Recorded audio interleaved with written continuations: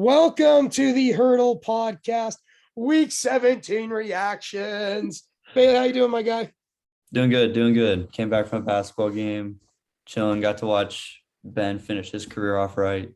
But Hey, we're chilling today. Yeah, big great chilling. way. Hey, yeah, great way to spend a Monday. I was at work all night, but hey, I got to see the end of it. Pretty cool for Ben. We'll get into that game later, but we have a whole slate.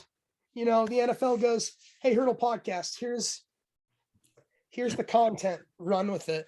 Because this, I would argue, is maybe one of the most entertaining weeks of football I've ever watched. Yeah. From everything on the field and one game off the field, or kind of on the field. But yeah, we'll get to that one in a minute. But let's start Buffalo, Atlanta. Really just kind of, it was an average game. I mean, Josh Allen didn't look great passing the ball, but dang, he looked good running the ball against this Atlanta defense. The conditions were just bad. I kind of didn't think it was going to be a great passing day for Josh Allen, but I didn't think 3 picks for sure. But I mean, Bills did what they had to. They go 10-6 now. Comes down to next week between them and New England, who gets the division. And Atlanta just, this was a game they had to win to kind of keep those playoff hopes alive. Now I don't know if they're official, but yeah, it was just one of those weird, games. It's like, yeah, I kind of expected Buffalo to win. Yeah, same thing here. It was interesting going into half. 15-14 kind of shocked me with Atlanta going up. And then Buffalo really started to establish a run. Devin Singletary had a great game. Like you said, Allen on the ground. Allen wasn't great through the air. So I don't know. He's still a little streaky to me. I don't know. Something's just missing. I've had a whole season to pinpoint what it is, and I still don't know.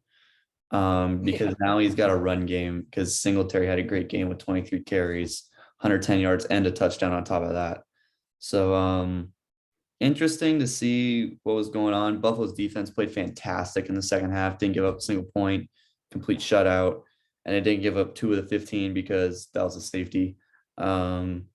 Yeah, it was an interesting game to watch. Buffalo did their job in shutting down Pitts for the most part, except for 2 big catches. And Cordell didn't have a huge game. So that's really all you got to do is stop Atlanta, and Buffalo did that. Yeah, exactly. Like, Pitts didn't have a monster game by any means, but like, I think going against a very good defense, he looked very good. It was just a matter of Ryan either couldn't get the throws or didn't have the time to. But when Pitts was able to get the ball in his hands, he was very explosive in this game. Yep. Bears Giants. Again, not much to say. Bears win 29-3. Andy Dalton gets a win. I don't know how Andy Dalton is great in this Matt Nagy offense, but Justin Fields isn't. But yeah, I mean, it just is what it is. Mike Glennon looked, Glennon-esque. He looked Mike Glennon-esque. 4 turnovers. Yeah, exactly. 4 turnovers against a mediocre Bears defense that doesn't have Khalil Mack right now. But Robert Quinn looking very nice. Breaks the Bears sack record. So now he's broken the Bears record and the Rams record until 2018 with Aaron Donald. And interesting, both of them record-setting sacks were Mike Glennon. I saw that. That's pretty funny. But yeah, Mike Glennon's out for the year now. He got hurt. So next week the Giants get Jake Fromm at quarterback. So I guess you get to see what the young guys got against Washington. I mean, that's a good kind of tune-up game, I guess, for him, just to see what he's got. Because, I mean, like we said, the Giants lose here. If they win, their pick's worse. Bears win, that pick's worse for them, for the Giants. So, I mean, all in all, it was what we expected. Yeah, I mean, the Mike Glennon era continues in New York. Barkley looked all right this game to me. He looked very good. Yeah, it looked like something different that we really haven't seen all year. He actually kind of looked fully healthy, I think, for once, at least in my eyes. Had a decent game and way higher yards per carry than I ever would have thought going into this game, almost around 5. But yeah, the Giants are just, when you have Mike Glennon at quarterback, can't really say it. It doesn't go further than that. Like, it stops and ends right there. He was so bad in this game, unbelievably horrible. And the Bears just took advantage of it. They got short field basically all game long. Andy Dalton didn't have to do an entire lot. And then when you have a big play receiver like Mooney, all you need is 1 or 2 strikes and the game's over against a Giants team that literally can't put the ball in the end zone. Only 3 points in this game. Yeah, that's what sucks. Like we were talking about how like this Giants, like the secondary at least was giving us hopes. They kind of got burnt by Andy Dalton in this offense. And if they were going to keep it close enough for them to be in striking distance, that just couldn't happen. And it did. And it just kind of sucks to see because I think that had potential to be a decent game. But I mean, the Bears just blew them out of the field, man. Insane. All right.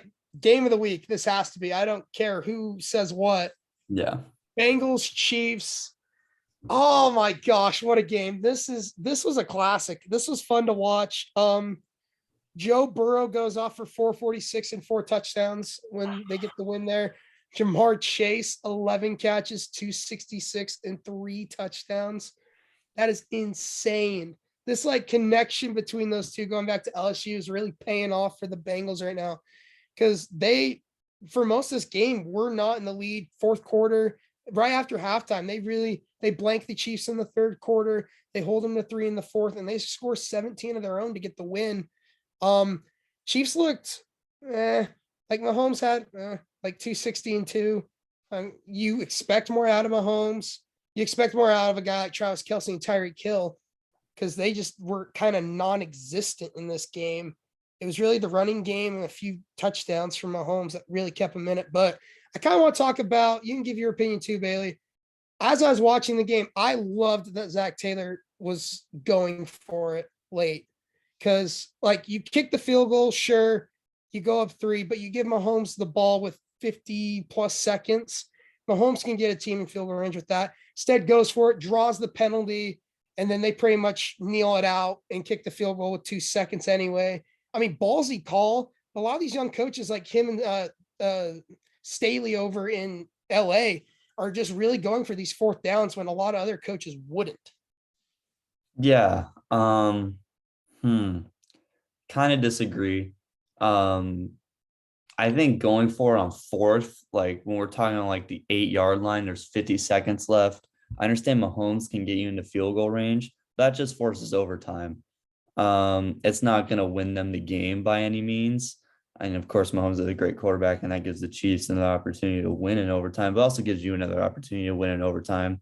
And I would like to see them have a little more faith in the defense a little bit because they got bailed out on multiple occasions with penalties. And then the Chiefs still would have had 50 seconds, drove down, and then they would have kicked the game-winning field goal. So I think in that situation there, in particular, I would like to see them kick it the first time, just because then if there's no penalties, they didn't convert. So they're screwed. And then they end up giving the ball to Mahomes on, what was it, like 10, the 9 or the 10, right around the 8 like the 6, somewhere in there, somewhere in that range, in the red zone or in your red zone. But and Mahomes can make those plays where they drive down in 50 seconds, they score. And I just would like to see them kick that. Evan McPherson's been a great clutch kicker all year. He's won about 3 games. So I just would like to see him kick it, I guess. It's a chip shot. Take your points. Trust the defense a little more. It's only 45 seconds of defense.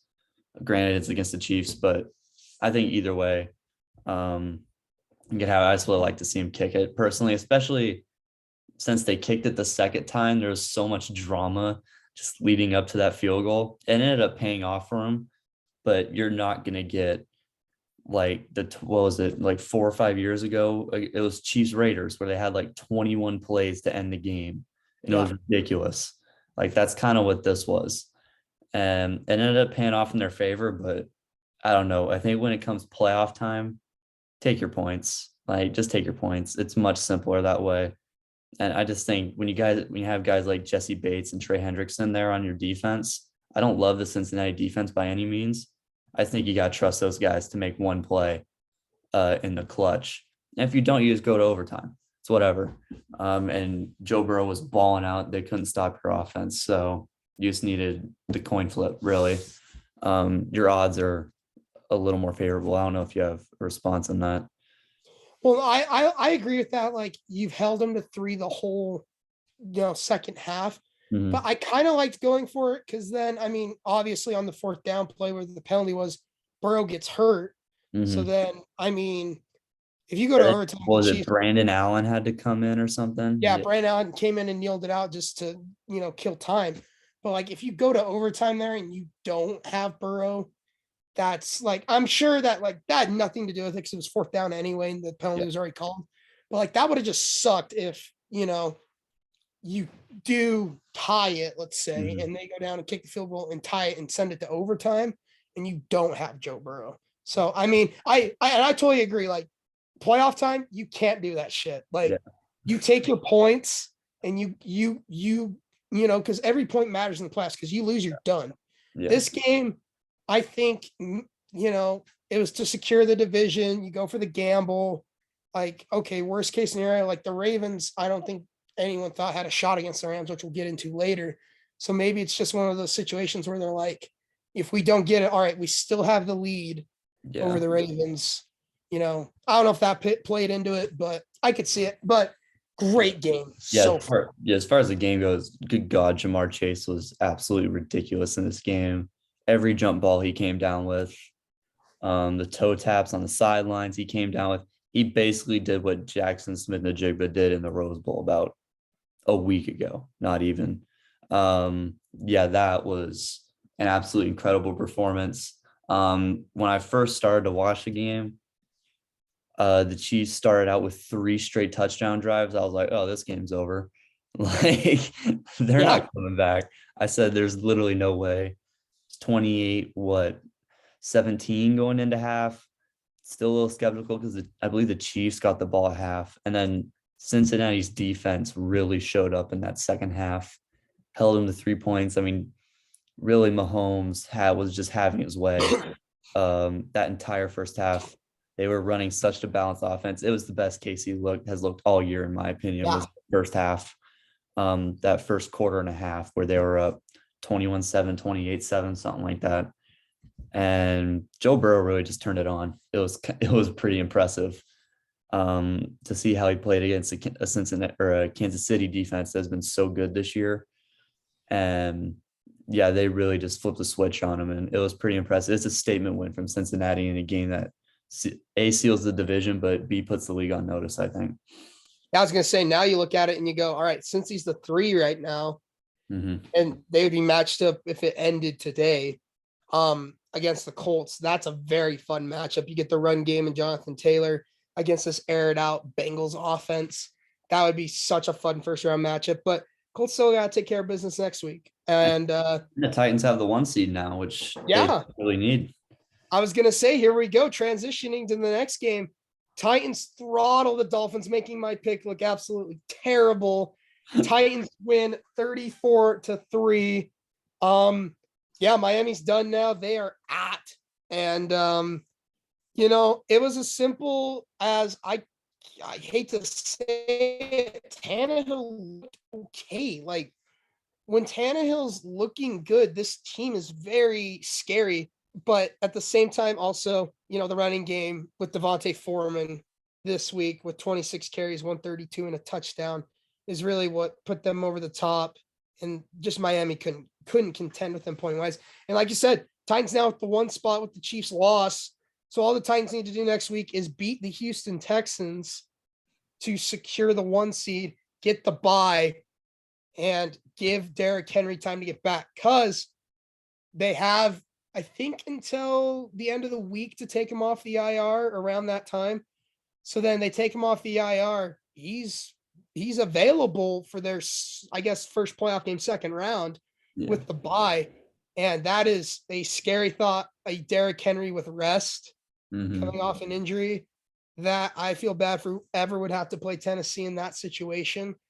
Because it's setting up perfect. Like we said in the midseason special, if the Titans get the 1 seed, they are a very scary team out of the AFC with giving Derrick Henry all this rest. Yeah, because Derrick Henry, his whole play style is made for playoff football. You run it and you play tough defense. That's what playoff football is about. It's not about throwing and slinging it everywhere, even though Joe Burrow just put up 446 and 4, put up 525 and 4 last week. You got to ride the hot hand is really what it comes down to in the playoffs. You got to play really good defense. Those are the two huge things. And then coaching, it all comes down to coaching at the end of the day. As the tiebreaker, in my opinion, at least. You can disagree with that. But yeah, the Titans came out here and absolutely slaughtered the Dolphins. As I said, what happened? The Dolphins, like when they went on their 7-game win streak, they didn't beat anyone impressive. Their only big win was against Baltimore. And looking back at it now, that was kind of the start of Baltimore's demise. Was that game right there. And they have just kind of fallen off a cliff since. Granted, no Lamar Jackson in like almost a month now. So that kind of sucks for them. But yeah, they hadn't beaten anyone. They beat the Jets twice, I'm pretty sure. Beat up on the Texans, I'm pretty sure. So it's like these aren't Panthers. the Panthers, like these aren't impressive wins by any means. They just they took advantage of the terrible part of their schedule and turned it into wins. Meanwhile, Tennessee, who hasn't looked incredible as of late, came out and just kind of slaughtered them. Deonta Foreman was fantastic in this game, former Longhorn, 26 for 132 and a touchdown. And Tua looked absolutely miserable out there. He looked like, I don't know, he was getting hurried constantly. He just looked lost. He looked like he was just on a different planet. So it's like you think you would turn to Jalen Waddle then to be your safety net. And he had one really big play, and that was the majority of his yardage in this game. So I don't know. I think this game kind of just solidified all the people that were riding the strength of schedule that the Dolphins really aren't that great, even though they have a 7-game win streak. And it just showed that they're still not in the tier with the best teams in the league, like the Titans, like the Chiefs. They're not anywhere near that yet. They're still quarterback, a wide receiver, and one or two more defensive weapons away from being a legit 12-5, 13-4 team in this league. And maybe they finish 9-8 this year, which would be a huge shout out to them after starting 1-7. But yeah, I don't know. Titans just kind of manhandled them throughout this entire game, offensively and defensively. Yeah, I mean, like when I picked Miami, it's not like I was buying into this hype of this win streak because like we acknowledged it, like they haven't beaten anyone great, but I was also like Tennessee hasn't looked great these past few weeks. Not a lot of convincing wins. The peak in that's just how the cookie crumbles, man. I mean, it is what it is. I mean, a playoff preview. I think this felt like a playoff game. This next game, Raiders Colts came down to the last second. Carr takes the Raiders on another game-winning drive. They kick the field goal. They win 23-20 to keep them in the hunt now, as their game against the Chargers next week is now flexed to the Sunday night. Winner gets in, loser is out. Yeah, I'm so excited for that one. But I think this was just, this is the first time the Colts have lost when Jonathan Taylor's got over 100 rushing yards, and it was only by 3. Like, I thought the Colts looked decent. They didn't look anything impressive. It's kind of same with the Raiders. They looked okay, not really impressive. They were both stalemate most of the game until about the fourth quarter. The Raiders woke up because they were down by 4 going into the fourth, which isn't insurmountable, but it didn't feel like the Raiders had the juice, and they did because they get the win, keep their playoff hopes alive. And then for the Colts, I mean, it sucks. They could have clinched a playoff spot with a win. It could have been still that game away from the division. And then that would have also set up Colts Titans next week. Winner gets the division, and potentially the 1 seed. So that's insane to think about. But yeah, Raiders get the win by 3. Yeah. Interesting game to say the least. Carr was okay. Everything I really have to say about this game is everyone was fairly average. They're like mid. Yeah, exactly. Like Carr was decent, did his 24 for 31 kind of deal. He's a big completion percentage guy.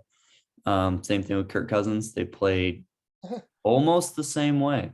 It's pretty impressive. Except Carr gets wins. Yeah, except the Raiders are 9-7. Yeah, Jonathan Taylor he had over 100 yards. He did what he's done basically all year long, averaging more than 5 yards a carry, 108 yards total. Zay Jones was fairly impressive this game, 8 for 120. He was very good. His route running looked something that I really haven't seen all year from him. Normally, he's just kind of known as a deep threat for the Raiders that can run those crossing routes across the field for Carr. And he did more than that this game. He was very good. Hunter Renfrow, I believe, had the game sealer with about 40 seconds left. He was pretty good in this game. People are starting to kind of catch on to him, like we said last week. No Waller these last few weeks, so the defensive coordinators have started to fix their attention towards stopping Josh Jacobs and containing Hunter Renfrow as the second option.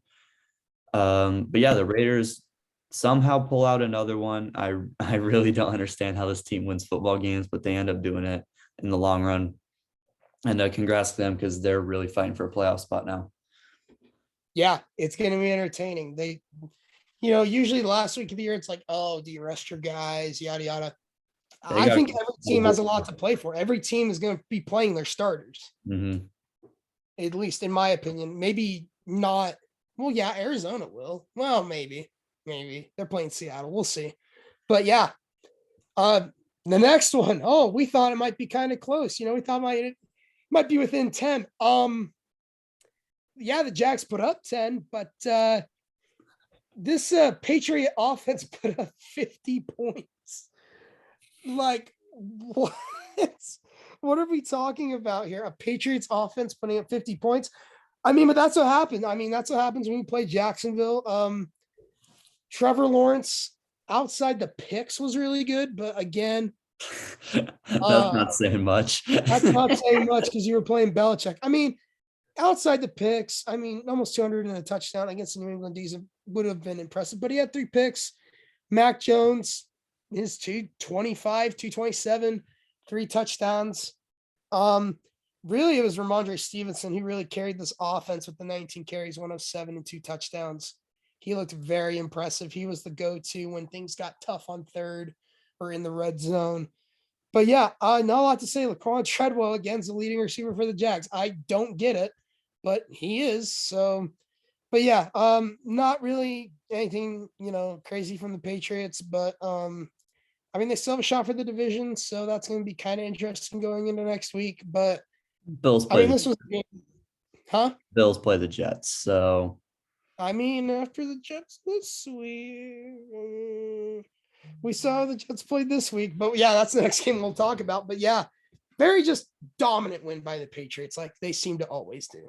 Yeah, it was over once the coin flip happened. It was pretty impressive how New England just came out here and made Jacksonville look like they should be in CFL. Lawrence, I'm going to disagree a little bit. He looked like Zach Wilson out there. It was pretty bad. Just a pocket passer version of Zach Wilson. It's really basically what New England and Belichick has done, terrorizing rookie quarterbacks every year since Belichick's been a head coach for New England. It's pretty impressive how he just throws 1 or 2 different looks out there, and offensive coordinators and quarterbacks just don't know what to do while they're on the field. Especially this year with Wilson and Lawrence. Belichick has completely shut those guys down. And yeah, this was really just Patriots Jets all over again. Really, it's as simple as that. Jacksonville turned the ball over at an astounding rate, and New England capitalized the whole game. Ramondre Stevenson took his starting role back from Damian Harris, which I don't know. I'm with it. Stevenson's been playing fantastic all year. So has Damian Harris. So it doesn't really matter either way that they go. When they get into the playoffs, I'm sure they'll go to 2 back sets and start using both of them and switch them in and out. That's what Belichick likes to do sometimes.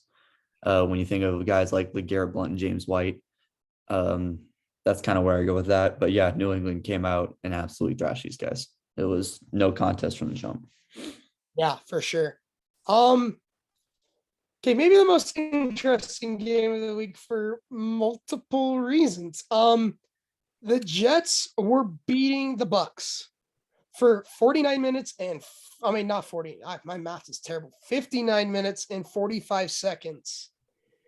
And then Tom Brady just finds a way. Bucks win 28-24. They get out of New York with a 4-point win. Somehow our prediction of Kyle Trask coming into this game did not happen. But I mean, great Bucks win. It is what it is. We got bigger fish to fry. Antonio Brown said, "I'm out." He desynced. The opponent had left the match. Antonio Brown just had a tantrum on the sideline, threw all his stuff off, and literally stayed on the field to get off the field and just was doing jumping jacks in the end zone as he left. He got his Uber from I don't know who from in New York. And then tonight, as we're recording this, he pulled up to Nets and Grizzlies. So Courtside. I don't know what to think of that. Courtside, yes. He was not hiding himself. He was courtside. I know me and Bailey texted after, all this happened. I mean, it's kind of like, what did we expect? Like, this guy's kind of a nutcase, but he's so good. Like, that's the thing I was saying. He is so good. And one of these playoff contenders could use another great receiver. It's just, I don't know if it's Antonio Brown, but I mean, he hasn't been cut. He's still a Buck as of today. No, he's been officially released. I saw it. When Yeah. It happened literally 3 hours after the game. It was pretty. He's still on the roster. That's not what I've seen. Maybe I'll do my research real quick. I'll put in my research. I mean, yeah. I mean, sure. Arian said right. I've seen he is most definitely gone. Yeah. I mean, he's gonna be, but like Arian's made oh yeah, he's no longer a Buck. He couldn't be official till this morning. And he really hasn't been released because he's not a free agent. Yeah, they haven't cut him yet, actually. Yeah, Pro Football Talk did not cut Antonio Brown. Interesting. So he's still. But like Sports Illustrated and all that stuff says they've released him. So I don't really know what the situation is. I think it's still pretty unclear, I guess, is how I can. I mean, I think it's obvious to both of us he's not going to be a Buccaneer. Absolutely. I mean, as of now, he kind of is, whatever. But I think it was interesting when you sent me a text. Mm-hmm. And like we said, a team would only have to put up with him for 4 or 5 games at the most. Yep. You said Green Bay, and I didn't hate that. I think maybe Rodgers could deal with him for 4 or 5 games. But at the same time, it's like, do you think Rodgers is going to jeopardize this season for all of Antonio Brown's BS? I don't know. But I just hate to think that caliber of a wide receiver isn't on a team, but he's just so sporadic, dude. Come on. Yeah. Yeah. I think his career's over. His Hall of Fame speech might be interesting if you think he gets in. 30 for 30 is going to be interesting. Yeah, that 30 for 30 is going to be crazy. Yeah, I really just don't know what to think. Shout out to Mike Evans for trying to stop him from leaving the entire league and ending his career. That's what a good teammate does. Exactly. But at the end of the day, he did what he did. I really don't know what to say. He walked out on over $1 million in bonuses. And it's because I've heard so many rumors. I'm not going to say them, but I've heard so many stuff about the money and maybe him potentially being injured so he couldn't go back into the game. So much stuff. It's so unclear at the moment of what the true intentions of that were. But I know what the result is, and it's him most likely never getting back into the league ever again, unless it's a team that's really desperate that needs one more weapon to go win a Super Bowl. But yeah, it was mind-boggling to say the least. He looked like a cheerleader out there. What was he doing? He looked like in The Longest Yard. Yeah, it did. That's exactly what it was. I was shocked because I didn't see it live. So when I got all the notifications of Arian saying he's gone, I was like, what happened? And I saw the videos. I'm like, yeah, he's gone. Yeah, he will no longer be a Buck. It's crazy. I mean, yeah, maybe a contender gives him a shot, but it's at the worst time too. Tampa needs weapons right now. Fournette is out for probably, I think, 2 or 3 more weeks. Godwin's done for the year, and Evans is back. So like it's really just Brady and Evans and Gronk again. And then Fournette back for the playoffs, hopefully. And Rojo's been playing all right. He wasn't great in this game by any means. Um, yeah, if we focus on the real game, Tom Brady played amazingly. I believe he had a pick, which he's literally signed the ball after the game for the guy. That's class. That's Uh, pretty cool. when That'd be so cool. The one pick of that game for like a young guy to pick off Tom Brady, and then Brady signs the ball. That's so cool. Tom Brady turns his losses into trophies, it's ridiculous. He turns That's his gonna be hanging up in that dude's room for a while. he goes, "Hey, It'll be in his living room. great pick, hold the L. Yeah, sure, I'll sign it." But yeah, Brady played very well, especially after losing Antonio Brown. Gronk was fantastic. I'm surprised the Jets hung in there for as long as they did, but the Bucks did what they had to do at the end of the day, and they won still at the end, Yeah, with all the malarkey. yeah, I was gonna say the Bucks are bounced back after all the BS. They scored 18 points after that. Yeah, When they only had 10 in the game. And then also, I mean, the Jets looked pretty good. I mean, I think if they were playing anyone but the Bucks, if they were playing an average team, they would have won. I mean, they looked okay, but yeah, you were playing the Bucks, so yeah. ooh, that's tough. Talent prevails at the end of the day sometimes. Yeah, even when your talent walks off the field, it still prevails. We want to talk about collapsing stands. Philly, Washington. Like, dude, like I said, there's so much. There's so much. Philly does again, they come back down 16-7 at the half. They just come back and win. They win 20-16 against a depleted mess of a franchise in Washington. Their stadium's falling apart. Their players are punching each other. And yet Washington's still 6-10. I mean, okay. But I don't know. I mean, as a Philly clinched, so they're in. I'm not gonna lie, Philly scares me at times, and then I see games like this, and then I'm not scared of Philly because they are down 9 points to a very bad team and shouldn't have probably won this game, but they find a way. They get the pick late after Heineken kind of drove Washington down the field, but then threw the pick. I don't know. You can't start slow in the playoffs, and Philly's been starting slow for the second half of the season against everyone, rather it's a win or a loss. So, I mean, it is what it is. Yeah, I don't know. I mean, I'm not terrified of Philly, but at the same time, they cannot have these slow starts come playoff time. Yeah. Yeah, it's kind of my takeaway with Philly here too as well. Yeah, the stance thing was absolutely hilarious. Dude, Jalen Hurts is a guy, dude, a god. Like, And then Hurts started taking photos with him. Yeah. I mean, of course. What else do you know? FedEx Field is literally falling apart. Stands, sewage pipes. Twice. Yeah, twice. Yeah, I forgot about the second time that happened. But yeah, it was FedEx Field's just a mess. That Dan Snyder's a mess. They gotta figure Washington team's a mess. DC's got to figure that team out. But yeah, that's kind of my takeaway here with Philly too. Started really slow, and then the defense really showed up again in the second half. Kind of how Buffalo's did, completely shut out Washington. I know Washington had no Antonio Gibson, but Jarrett Patterson honestly played fairly well. Yeah, the kid out of Buffalo, right? That had like 8 touchdowns or something in a game. He's the guy out of Buffalo that had, I think it was 7 or 8. Yeah, like you said, maybe 9. Might have. I think touchdowns. It was 8. But yeah, Goddard played well. Hurts really turned it on in the second half when he needed to, and then just the defense really showed up. Slay came to play, and really that whole D line, the front 7 is really just like the core of that team. When you come to look at it at the end of the day, and then he's got Slay on the outside, who's a fantastic corner, can take away half the field when he's on his A game. So yeah, all around win for Philly. Kept it consistent all the way through, especially in the second half where their defense really showed up. Yeah, for sure. All right, next game.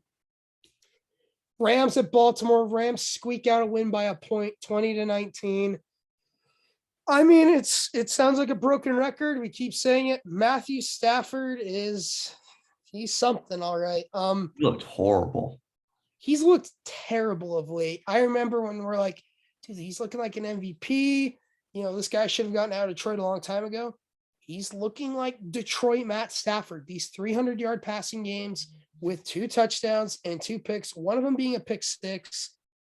And again, that is scary in the playoffs. You can't do that.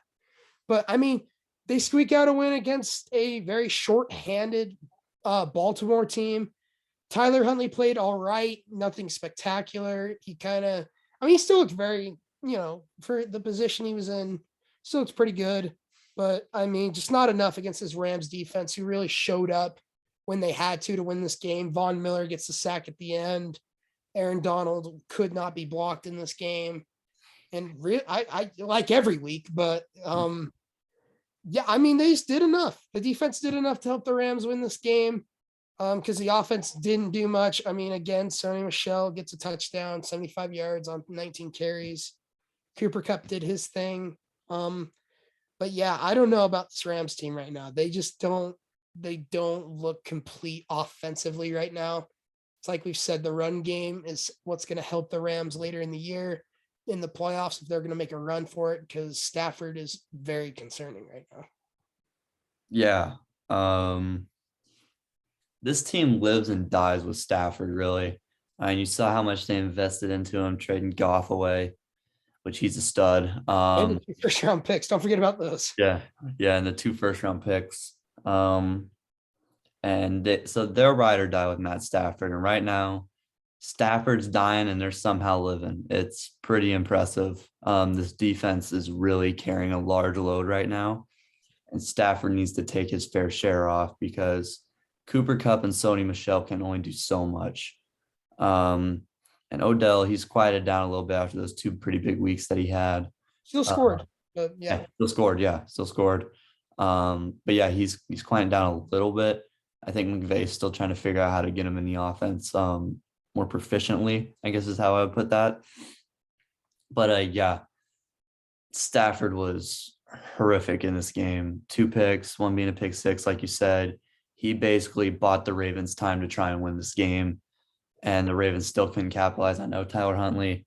But they needed this win so bad to even have a chance at making the playoffs. They still got a chance. It's just 0.0000001%. I was going to say, I think they need to win, and then Raiders have to tie. Yeah, something like that. Which, if the Colts lose to the Jags and the Chargers and Raiders tie, both of them make it. So we could just see a kneel off come Sunday night. So maybe that game won't be so interesting. Oh, yeah, because I'm sure both these teams, they love each other, division rivals, just, brotherly love, Vegas, LA. Yeah, we want to see you guys make the playoffs too.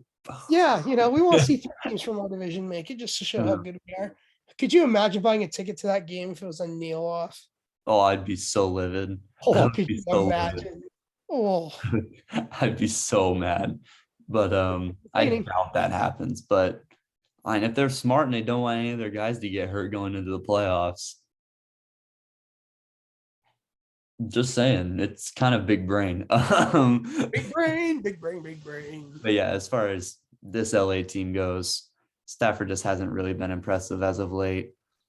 And yeah, like you said, Donald has been on a tear recently. He's always on a tear, but it's a little more profound, I think, in these last 6 to 8 weeks, especially that Arizona game that he played where he had like 3 or 3.5 sacks or something like that. And the tip pass that got picked, yeah. Yeah, exactly. So yeah, this Rams defense really stepping up to the plate. Their big time players are making big time plays, except for Matthew Stafford. Yeah, I mean, for sure. Transitioning other LA team, the Chargers, playing against Drew Lock. Ooh, beat the Broncos 34-13. This was a tune-it up game for the Chargers. Herbert looked pretty good. Didn't throw for a ton of yards, but he didn't turn it over. The offense looked good. The defense looked very good. Joey Bosa had a pretty good game. Really, this was, though, I will say, I mean, we talked about on Drew Lock. He played really good, only had 7 incompletions, 245 and a touchdown. And then Noah Fant had a really big game. But what the Chargers did best was shut down, again, what we said.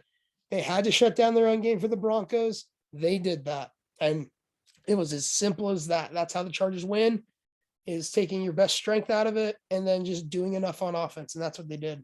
Yeah, absolutely. And that I want to see that carry over for them. If they make the playoffs come Sunday night, that has to carry over and has to stay because they've been so inconsistent with that. They were getting throttled at the start of the year with the run game. Dudes were having over 150 yards and a touchdown with ease against that Chargers run game. And they really stepped up to the plate here. I gotta kind of agree with you on Drew Lock. He didn't play horrible. It's probably the first game in what? He didn't turn it over last week. So he's on a hot streak. 2 games with no turnovers. Whew. The future of the Broncos, baby. Baker Mayfield is bowing down right now to Drew Lock. But yeah, the Chargers really came out and did what they had to do. Like you said, took care of business. Herbert was very good. Didn't turn the ball over after that catastrophe against Houston that he showed us. Eckler was fairly good. I wish their run game was a little more proficient. They give Herbert a little more help. He does have great weapons, but when you have no run game to set up those weapons, it kind of sucks. And Eckler's under 4 carry isn't very impressive though. I mean, granted, against this Broncos run defense, that's very good. That's true. That's true. It was. I wish I would have seen more of the run because they need that in the postseason. Because I know Herbert can sling it, but it's like we said in postseason football, depending on where you play, the run game's huge. Especially like I know in the NFC, now it goes through Lambeau. You have to be able to run the ball in Lambeau in January. Yeah, exactly. And Locke found his guy in Fant a lot. Fant almost had over 100 yards. And he also added a touchdown there, which was Drew Lock's only touchdown. But yeah, takeaway for the Chargers, great way to bounce back against that failure of a game against the Texans. And now they just got to take care of business against the Raiders. That should be where all their focus is right now. So that is a huge game. Yeah, exactly. Winning, you're in. It's as simple as that. I'll keep saying it. Winning, you're in. Niners, Texans, not a lot to talk about in this game other than probably Trey Lance. Who looked decent. I mean, only had 7 incompletions, 252 touchdowns, and a pick. Davis Mills was kind of humbled because he looked like the Davis Mills that we all know. Mm-hmm. But the Niners get the win. Eli Mitchell, big game, 119 on the ground. Ayuk had 94, which is really great to see out of him for this offense, especially with Lance at quarterback, because Lance is so used to taking those deep shots, and Ayuk's that perfect deep threat wide receiver to get deep and make separation and go up and get it. And then, it was as simple as they were playing the Texans, I guess. Though they played great against the Chargers last week, we know what the Texans are. But yeah, I think it was fun to see Trey Lance. I hope I see him next week against the Rams because that'll be a true test. Because then that same scenario there, Niners got to win and they get in. They lose, they leave the door wide open for the Saints. So it's going to come down to it. And if Trey Lance can get the win, this might be a classic San Francisco again, Alex Smith and Colin Kaepernick. Alex Smith gets him all the way there, gets hurt. Kaepernick comes in, takes him to a Super Bowl. I'm not saying the Niners are going to the Super Bowl, but it's one of those classic situations. Got the weapons for it. They do. They really do. They got the weapons for it. The defense is insane. Nick Bosa looked great against Tunsil. Yeah, he had a good game against Tunsil. So I don't know. I mean, it wasn't a crazy game, but I liked what I saw at Trey Lance. Yeah, me too. Wish you would have saw Kittle a little more. Kittle kind of had a really down game in terms of yardage and stuff like that, and targets really too. He didn't have a ton of targets, which was kind of surprising for George Kittle. So if he starts to, he's still learning the offense, the playbook. Ayuk was kind of his go-to guy, which you kind of expect a receiver to be your go-to guy first and foremost. So yeah, that was fine. Eli Mitchell really carried this offense from start to finish in this game and kind of just put the dagger in him. And then Lance threw the second one in there with to Debo on that 45-yard touchdown. But yeah, we just knew the Texans couldn't win 2 in a row. It's as simple as that. There's some teams in the NFL you just go, yep, they're definitely not winning that week because they won last week. Those are probably the Texans, the Jags, the Jets. Those are the 3 big ones. Maybe the Lions. Yeah, the Lions too, probably. So there you go. And yeah, we just knew that coming in. I expected the Niners to take care of business. They absolutely did. Like you said, Nick Bosa played great against Laramie Tunsil, who's a perennial left tackle in this league. He's very good. So yeah, the Niners did what they had to, offensively and defensively. Not much to say. It's not really a statement win. They're big games against the Rams this week. Mm-hmm. Let's talk about statement wins. Arizona beat Dallas 25-22. If I'm being honest, it should not have been this close. Dallas got outplayed, outcoached, out hustled, but it just looks pretty on the stat line because we scored 15 in the fourth. Same with Dak's stats. Dak had one touchdown going into the fourth and then just kind of figured it out on 2 drives. The run game for Dallas was non-existent. The defense of the Cardinals really shut down Pollard and Zeke. Dak was the leading rusher with 20 yards. And I mean, everyone's talking about, Kyler hasn't lost an AT&T. I mean, he played good, not great.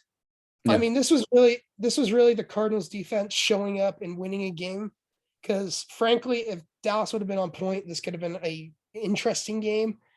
They just looked off. They looked outcoached. They looked shocked from the beginning, getting down 10 already to start the game, and then have to go down, and they had to score, and they did, at the cost of now Gallup being out for the year with a torn ACL. So, I mean, I heard Antonio Brown's free. So, no, please, Jerry, you've done enough. You've brought in so many. Lord, AB to Dallas. I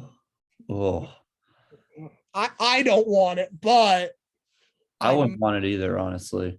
It is what it is. Dallas got humbled. I mean, it just shows the competition difference in the NFL. You can go out and beat an NFL team 56-14, and then you get humbled real quick by a very good team, because Arizona played very well. This is probably the preview for the first round of the playoffs. Dallas will probably have Arizona again, unless the Rams and Bucks collapse. Yeah. And Dallas wins. But I mean, it is what it is. It's a loss. I hope Dallas learns from it, because I mean, I'm not going to say coaching was at fault. I mean, McCarthy got out coached, but at the same time, called that late timeout. Yeah, the timeout that challenged that fumble call, which we can talk about. I know Dallas fans are kind of mad about that. Maybe not you as much, but that's almost an impossible call to make real time. And then when McCarthy calls that late timeout before that play happens, then you have no timeouts. It's impossible to challenge that play.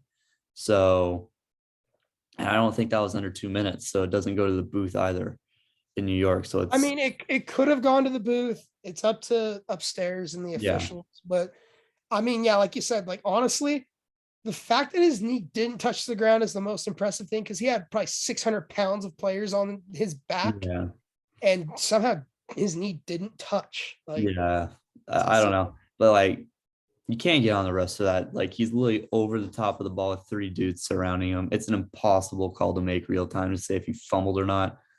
So yeah, they did get out coached, in my opinion.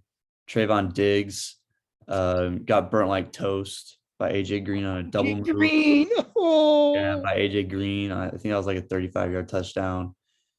And he's now given up over 1,000 yards this season, which is first in the NFL.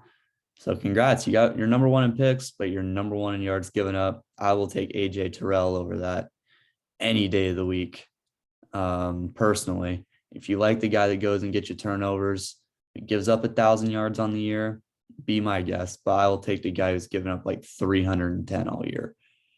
And if you got 3 of those and you got 3 Trayvon Diggs, the team that has 3 Trayvon Diggs is probably going to lose. So yeah, that's just the sad nature of Cowboys fans that they got to deal with. It sucks, but it is what it is. Maybe if he comes up in the clutch in the playoffs, if he gets turnovers in the playoffs, that's huge. But if you get burnt on 1 or 2 big plays in the playoffs, that's also huge. So it's just a risk reward kind of thing with him. The fake punt was insane. I didn't think he caught. I mean, it didn't matter if he caught it, but it's a catch. It's a catch. Watching the replay, it's a catch. And holy David Tyree, that was pretty insane. I don't know how he caught that. Like I said, Kyler I think this is the best game Kyler's played in a month. True. That's just how kind of average he's been. And he loves AT&T, so he'll be all geared up for the playoffs when he gets AT&T again, if that ever happens. So the stars are not aligning for Dallas, and I am smiling wide. I know you are. We went from playing Philly to now playing Arizona. It's hey, nature of the beast. What can I say? Yeah, I mean, I think the play that really cost Dallas is when, Arizona kicks a field goal later in the game. I believe it was the right before the third quarter, or maybe it was in the fourth, when Kyler stayed out and Matt Prater was on the field. Like, you send out your field goal block team. That's not your normal defense. So then you don't want your not normal defense going up against Kyler Murray running, because he was probably running the ball there. Yeah. That's just bad subbing. Like, you Yeah. just gotta wait for Kyler to get off the field. There's where you burn a timeout. You burn it. Like, Dallas got killed on having too many penalties. Again, nearly 100 yards in penalties and terrible use of timeouts, because like they needed to be called, but like they shouldn't have been. Like, they didn't need to. Like, they And shouldn't giving have up a big play. Yeah, they shouldn't even have to be put in that position to have to call them. But I mean, it is what it is. Like you said, I don't blame the refs for this one. Dallas played terrible, both sides. I don't care if he fumbled it, because in real time, like you said, watching, I'm like, there's no way he fumbled it. And you really had to slow it down. And I mean, it showed he fumbled it, but It'd be frame by frame. yeah, pretty much. I mean, that's just how it is. That's how a lot of sports used to be. But now technology is just so far advanced. We know if you're right or wrong. But yeah, I mean, I'm eating my words. I said I wasn't terrified of Arizona. And about 48 hours later, I'm terrified of Arizona, because now we play them again. So How the turntables have turned. How the turntables turn. Yeah, next game, Panthers Saints. I don't think either of us knew Sam Darnold was playing. I at least didn't, because we thought Cam was playing. When I didn't care that Darnold was playing. I mean, yeah, I was gonna say it didn't matter which one of them was playing. Unless week 3 Sam Darnold showed up, then it would have mattered. But yeah, first 4 weeks Sam Darnold. But yeah, Panthers lose 18-10. It was really close, and then the Saints capped it off at the end with a Kamara touchdown. Panthers had a chance. They got their drive going and moved the ball pretty well, got it past midfield. It's just Sam Darnold and that offensive line played terrible for the Panthers. You cannot give up 10 sacks in a game. And you can't win with that. And you can't win with subpar quarterback play. And that's just what it came down to. Yeah. And Hubbard played okay. Like you said, the O-line is it's not there right now. And Hubbard's right now is the least efficient running back in all of the NFL. Which sucks. You can credit that to a piece of his O-line, but he's just a rookie. He's developing. I think time will come with that. He might see some competition as the backup running back, especially with McCaffrey getting hurt every flipping year. So you might see some guys like the Devonta Freemans of the world try and get some spots. But yeah, Carolina's been so bad as of late. 1-11. Yeah, they're 1-11 in their last 12 games. There's no reason to go into any game and really think Carolina's going to win right now. And yeah, Taysom Hill is just the better quarterback. The Saints have the better coach team, the better defense. And that's really just what it came down to. It was coaching and Taysom Hill and Kamara getting it done offensively, because that's a huge concern with the Saints. It's not what can they do defensively. We saw what they could do defensively, especially against Tampa Bay twice a year. Exactly. It's what can they do offensively without Jameis Winston. I think if they had Jameis Winston, they would be 12-4 right now and probably competing for 1 seed, in my opinion, with Green Bay. I think they're that talented out of the roster all the way around. It's just their lack of ability to have any air attack whatsoever just desperately hurts them. And that's just what they have to roll into with the playoffs. Is a dominant run game is what they're going to have to try and establish. And Kamara is not really a dominant force of a runner. He's just this magnitude of an all-purpose back. So the Kamara just doesn't really fit that play style either. So it kind of just sucks all the way around. But yeah, so did the Panthers though. So, and the Saints ended up winning this game, as I think we all kind of expected. But yeah, Saints take the dub, and now they got to play who? Atlanta. I mean, a win and a Niners loss they're in. Because, like, I'm sure the Rams probably beat the Niners as of right now as we record. Yeah, I think so, and too. Then it comes down to Shanahan has McVay down to a T. So if they both win, the Niners are in, right? Yep. So, yeah, it's going to be very interesting to see how that plays out. I think if I was a betting man, I think I'd probably put my money on the Saints to make it, honestly, personally, just because they don't got to play the Rams. But the Rams haven't looked great. Stafford's looked mediocre. Shanahan knows McVay to a T. So I don't know. It's going to be very interesting to see how that plays out. Exactly. I mean, the Saints still got to win. The guy beat Atlanta, and Atlanta's looked okay the whole year. They got to do their part of the deal first. Exactly. Question to throw out there. Do you think the Panthers fire Matt Rule? Because, like, personally, I like him as a coach. It's just every year he has his big weapon out. Like, you know what I'm saying? He runs that whole offense through McCaffrey, which who wouldn't? Right. So, like, I don't know if you can really blame going. It's only been 2 years, right? Yeah, and they signed him to 7 or 10, right? I think it was 7, yeah. But, like, I get they're 1-11 in their last 12, and that's not good. But, like, that's without McCaffrey for most of those games. So I get why Panthers fans want him fired, but, like, he's been really dealt with bad cards, bad health at running back, bad quarterback play. So put to him. Like, he didn't trade for Sam Darnold. Yeah. GM traded for Sam Darnold. Like, his first round pick got eliminated this year. Gilmore's been out for most of the year. And he still had Jeremy Chin, Brian Burns. But yeah, I don't know. He's been dealt bad cards. I kind of agree with you here. His whole offense is McCaffrey, and when your whole offense goes down, you got to replace him with a rookie running back. That's really tough, and it really forces your defense to step up to play. But then you don't have your first round pick. Your linebacking core is aging a little bit, I think, to say the least. Shaq Thompson's getting up there in age, and you still got guys like Jeremy Chin who are so young and still so raw. Even though he had a fantastic year last year, they still need time to develop. And they're still playing in the NFL. So they just need more time to get used to these scenarios. 1 year is not going to do it. It's not cut and dry. We've seen people fall off after they've had stellar rookie years, and then they fall off straight off a cliff their sophomore year. So yeah, I think you give them 1 or 2 more years. We'll see how next year goes, because this year clearly isn't the year. We'll see how aggressive Carolina is in getting this guy a quarterback, because I really think you got to test him out with a flipping quarterback, because we saw Teddy last year, and when McCaffrey was healthy, that offense was good. Very good. They weren't amazing by any means, but Robbie Anderson was good. DJ Moore, they both had over 1,000 yards. McCaffrey tore his ACL or something like that, right? So, I mean, he was out for most of it.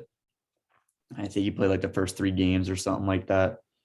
But yeah, you just gotta pray for no injuries, get him a quarterback, and see what actually happens, I think, and then determine if he's that good of a defensive/offensive coach, period, to keep him as your leader for this roster.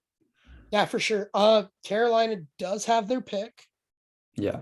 So, unless they ship it for Watson, which would be very smart. Exactly. I was gonna say. So I think Panthers are in a spot where it's Watson or bust, or you take a quarterback like Kenny Pickett or Matt Corral. Or Russell Wilson. Or trade Russ. Would you trade more for Watson or Wilson? I would trade more for Watson, because I think this team's young enough. Like, they're not win now, quote unquote. If you're a win now team like a Minnesota, then I go and get a Russell Wilson. But, like, if you're one of these teams like that's still trying to build a young core, I think you go for a Watson. Like Pittsburgh, I could see them going and getting a Watson, Carolina getting a Watson, Miami getting a Watson. But, like, a Minnesota, or, like, gosh, I don't know, like a New Orleans getting a Russell Wilson, or even Pittsburgh. I think Pittsburgh's going to play for both of them, but I think all those teams are really going to play for both. It's just a matter of what's the smarter decision. And I think for a team like Carolina being so young, I think you try to get the younger one and then maybe consolation prize you get Russ, and then maybe your bronze is taking one of these rookie quarterbacks and letting him develop under Matt Rule, who produced decent offensive talent at Baylor when he was there. Yep. Completely agree. Yeah, for sure. Next game, potentially Russ and Pete Carroll's last game in Seattle. They went out with a bang. They put up 51 on the Lions. They went 51-29. Russ had 4 touchdowns. Rashad Penny.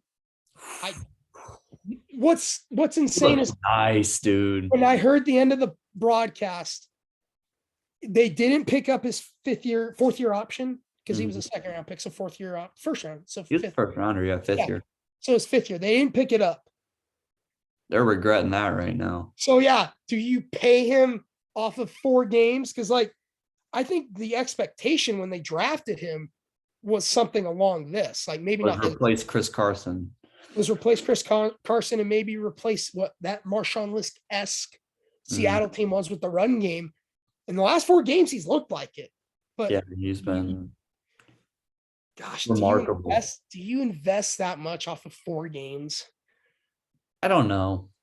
Depends on how much he's asking for. True. I need a little more time with him, I think. For some reason, it seems like they're finally starting to figure it out. Granted, it's Detroit. You should. Of course, DK Metcalf has a big game against Detroit. Yeah, DK Metcalf was 3 touchdowns. Yep. Out of Russell Wilson's 4. I knew Russ was gonna have a big game going into this one. He finally delivered. I just don't know how much. He's just carrying so much of a workload. He's so vital to this offense right now. It depends on how much he's asking for. If we're talking in the realm of below double digits, absolutely. I think you invest. I think if he is asking for over 15, then I get really shaky. I'd probably turn away from that because you still have Chris Carson. And that's probably why they turned away from Penny here. But I don't know. At the rate that Penny's running at, Chris Carson is expendable. So, and I love Chris Carson. I think he's a very good running back. He's probably top 15. But Penny's just playing so out of his mind right now. Excuse me. Right now, that I think you're almost forced to pay him. Yeah, if not, someone is going to pick him up and be very happy. I think a team like Arizona would be very happy picking up Rashad Penny. Who needs running backs? Team like Miami would be extremely happy picking up a Rashad Penny, especially if you trade for Watson, because now you have a totally brand new backfield that you can market and sell. Maybe like the Jets. Like, I know they drafted young running backs, but like after Michael Carter. I know, but like, or even one of these teams, like maybe he stays the backup and is that good 1-2 punch. Like, because if the Saints don't bring back like a Mark Ingram and you have that 1-2 punch of Penny and Kamara, that's exciting. Or like, I don't think you want, if you're Penny though, you don't want your career to be Latavius Murray. True. But at the same time, would you rather be the second fiddle to a great running back on a good team or be the guy in like a not so great team? I agree. It depends on what team you're going to and how aggressive they are trying to push you in. And if you go to Carolina, you know you're going to get that workload once McCaffrey's hurt. So you're at least getting half a year. So yeah, it's interesting to see what Penny's going to do. Maybe Houston, because they love their running backs. But yeah, it's going to be interesting. I think there's definitely a couple of contenders that could go out and pick up Rashad Penny and turn him into an extremely vital piece of their offense, depending on if they trade for a quarterback or not, i.e. Carolina, Miami, the teams we've mentioned previously. So yeah, it depends on how much money he's asking for, if Seattle's willing to keep him. As far as this game goes, Seattle crushed Detroit. Really have nothing to say about it.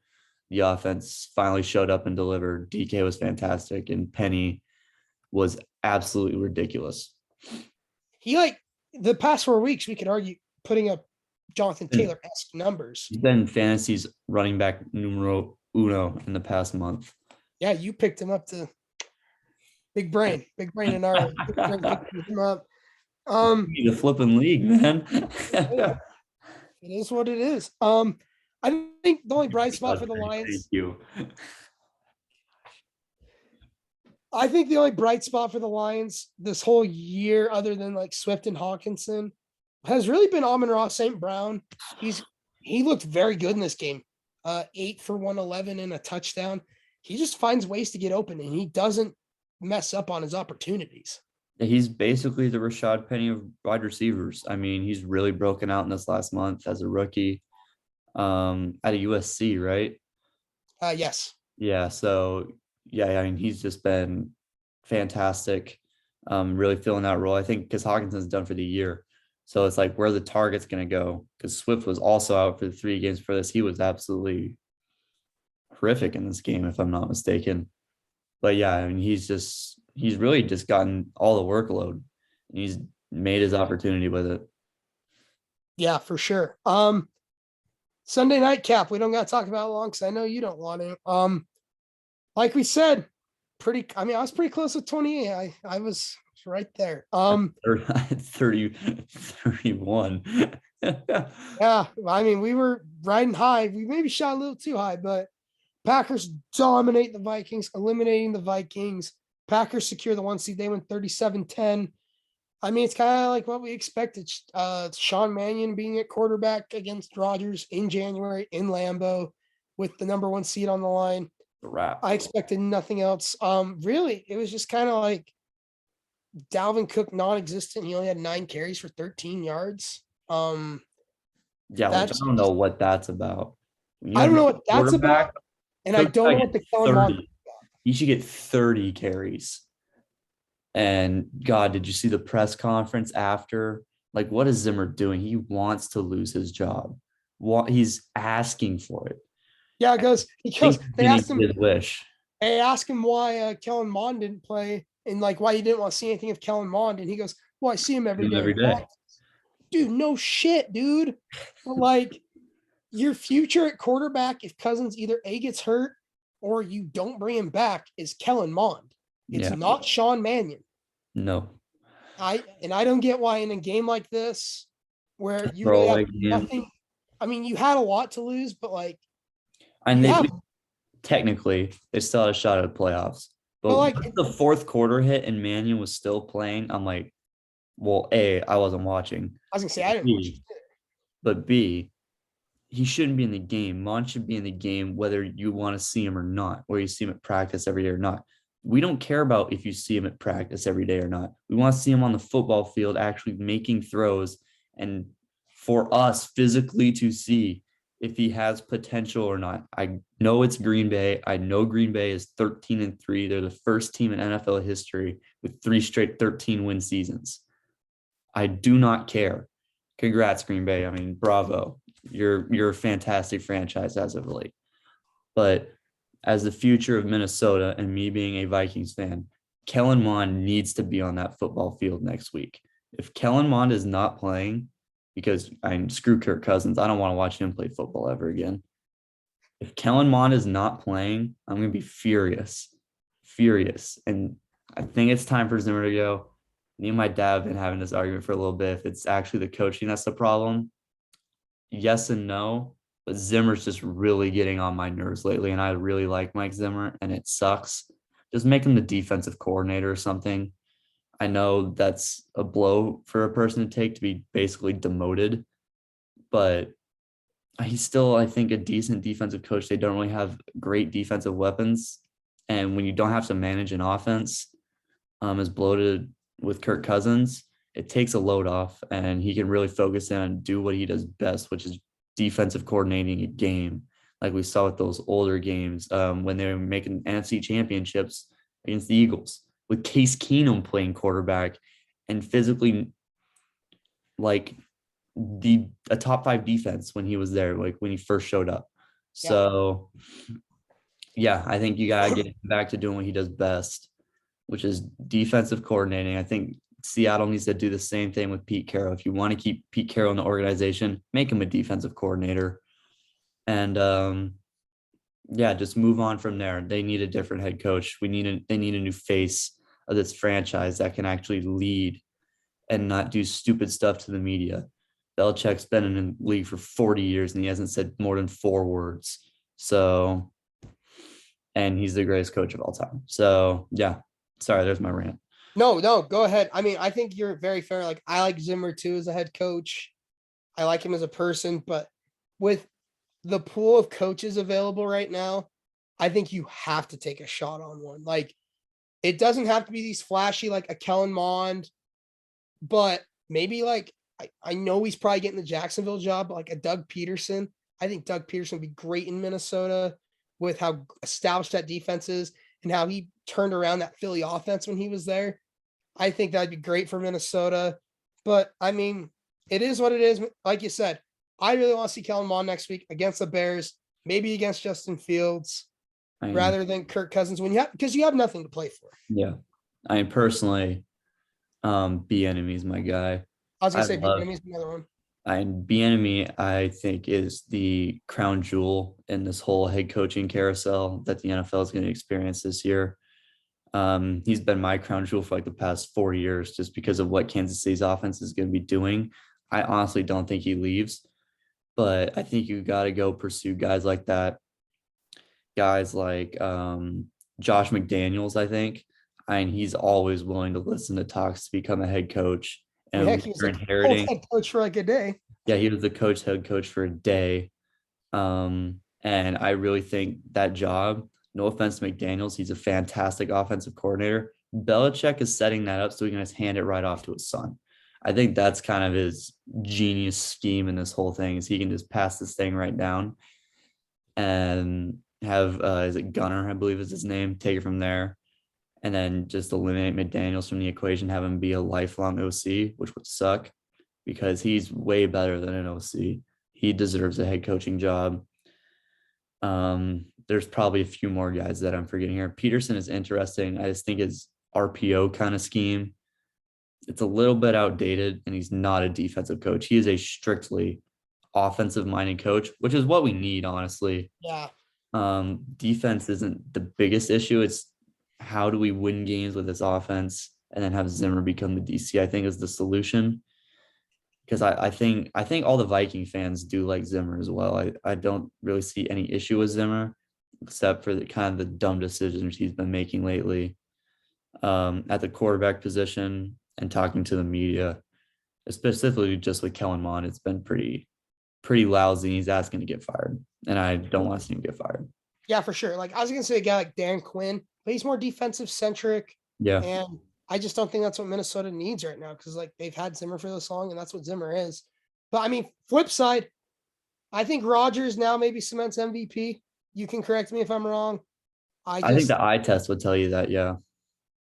Yeah, for sure. I mean, I think I still rock Brady. Like, and I agree. Like I literally think, like that. And yeah, I agree. I think Brady's still probably the MVP, but the MVP is always recency biased. And it's just Rodgers has been on a tear this last month and a half, and it didn't stop on Sunday night. So we can talk about the 4-10-4 Brady just put up against the Jets, but literally Mike Evans and Gronk, that was it. And he sealed it with a pass to Grayson. Like, Geisen or whatever. Yeah, it was like Cecil Grayson or something like that. I'll look up his name real quick. But yeah, it's like I still rock Brady as MVP. Just the simple counting stats. The IQ is still the best in the league, in my opinion. He's just not an improviser. He can't make the insane throws that Rodgers makes on the run. So, and the eye test will tell you Rodgers, and I'm fine with that. I don't really care who wins it. My pick would just be Brady personally. I mean, deep down, we both want Jonathan Taylor, but like, yeah, I'd literally be fine with any one of these guys winning MVP. I know people are sick of Brady. I'm sick of watching Rodgers as a Vikings fan. So, because I've had to watch him crush us for the last 8 years. So, more than 8, 12 probably. So, there you go. Yeah, for sure. All right, and we capped it off with the game that we had just finished as we record. Browns, Steelers.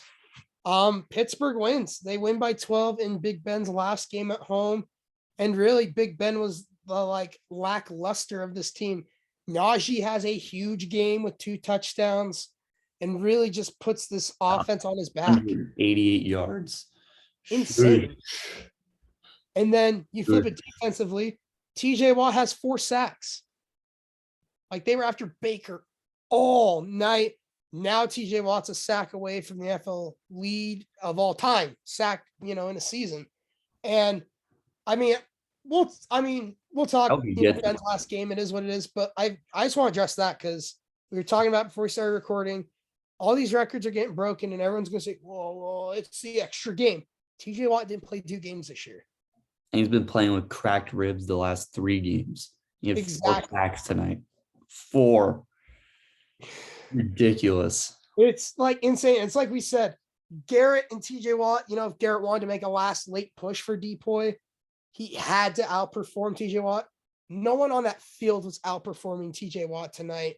It was truly an amazing defensive sight to see because now, again, a sack away.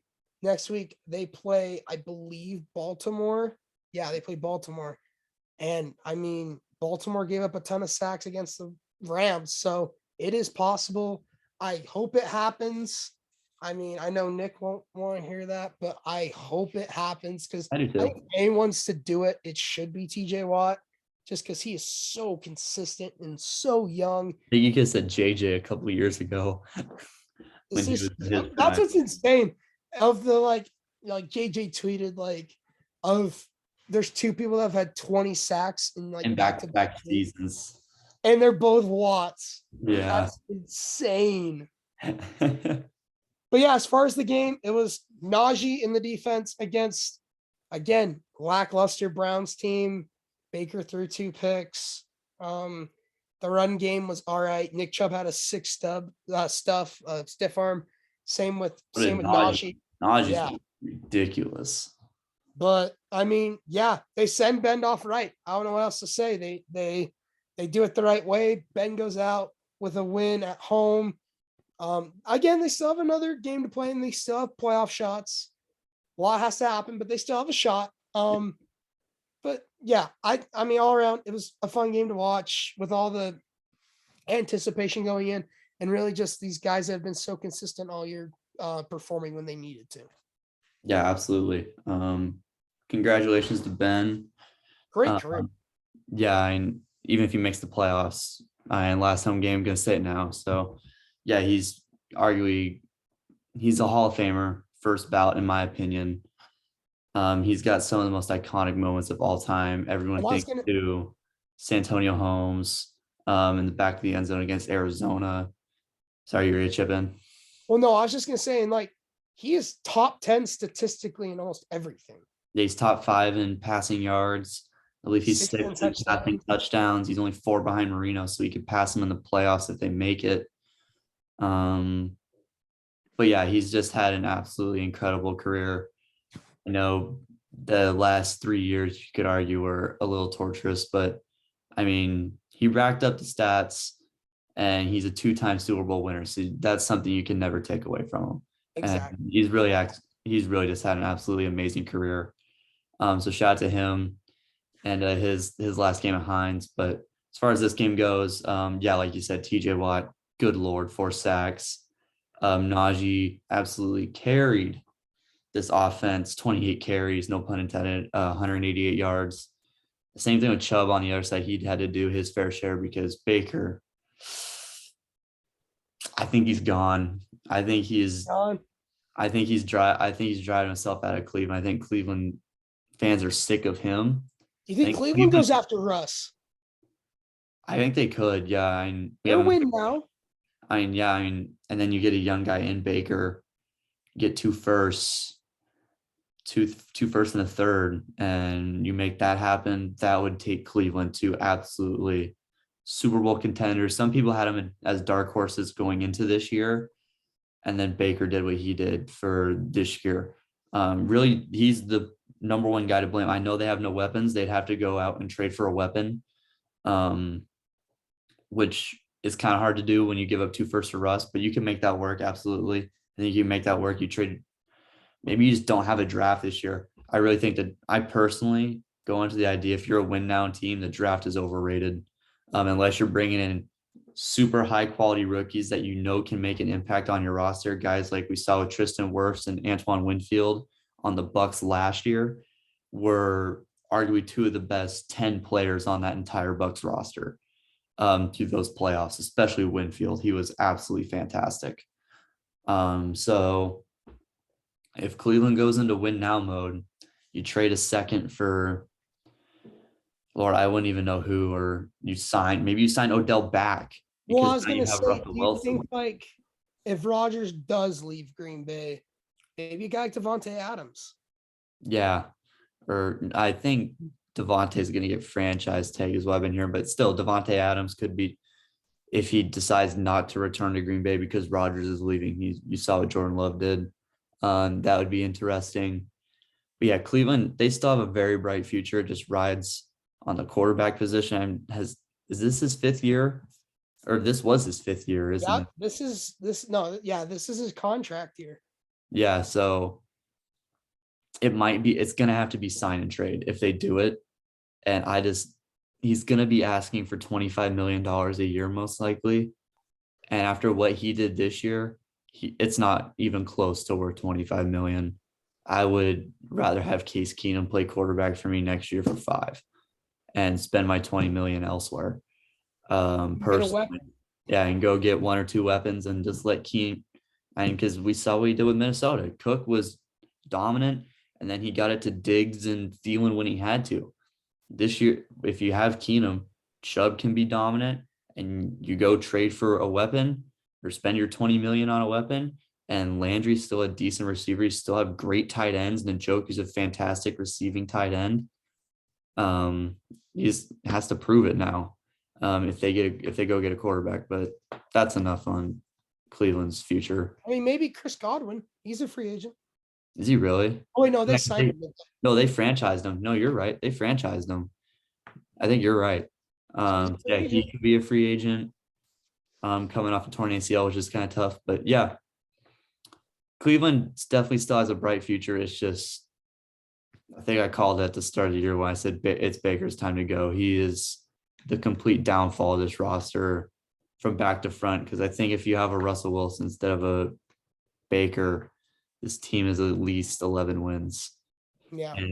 And yeah, another weapon of that, they're probably 12 or 13. So Browns definitely still have a future, but yeah, congrats to Ben getting the last home win.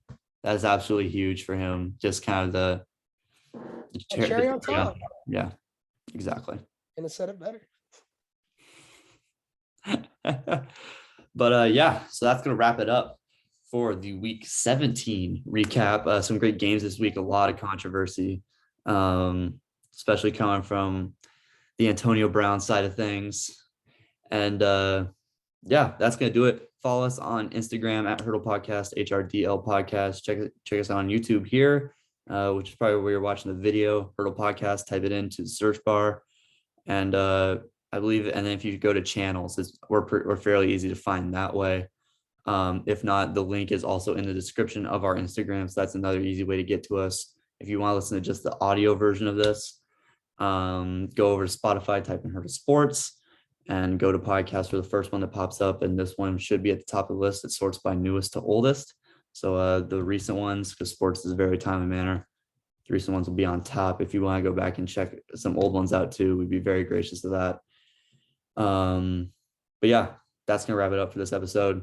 I'm Bailey. That's Logan. Antonio Brown. Peace. Clowning you.